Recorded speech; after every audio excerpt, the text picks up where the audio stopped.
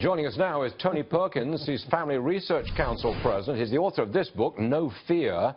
Now, Tony is a resident of Louisiana. Tony, straighten me out here. I think your house was damaged, and I think Donald Trump gave your church $100,000. Is that accurate, sir?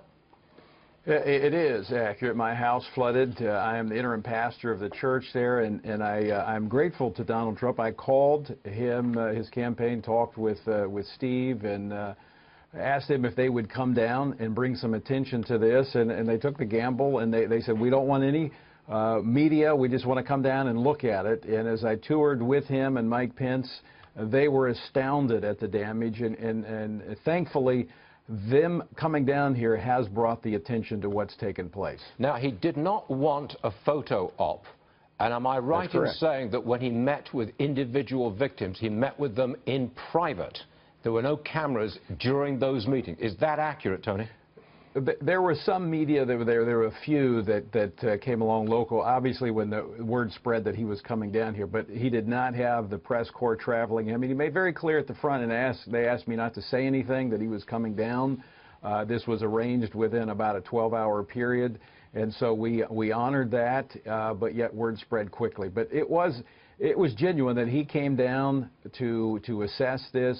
I think it shows the leadership. And let me just say this.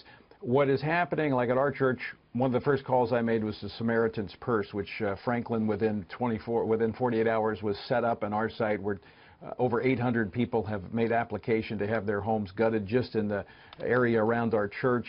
And this is a faith-based response, primarily, where we're seeing the government. We're not asking for the government, but there's a role for the government to play. The president should have been down here making sure that the American people understood that this was a crisis. Well, he didn't do that. He didn't want to interrupt his vacation. Donald Trump did take advantage politically of President Obama's reticence to break his vacation. I mean, Trump was making a political point by getting a jump on everybody else and going down there first. Well, I think, but it was a risky one, because he didn't know if they would say that he was doing it just for publicity. But again, he did not come down here with all the cameras in tow. He came down here, he and Mike came down to see firsthand what was happening. Again, they were astonished at the extent of the damage. And as a result of the leadership of simply coming down here and saying, hey, we care about you and we're concerned, the media now has focused upon it, and more relief is coming in the way of volunteers and help to try to help these folks begin the long process of putting their lives back together. Well said, Tony Perkins. I don't think most people realize just how bad you've taken it down there. And thanks for showing it to us. We appreciate it.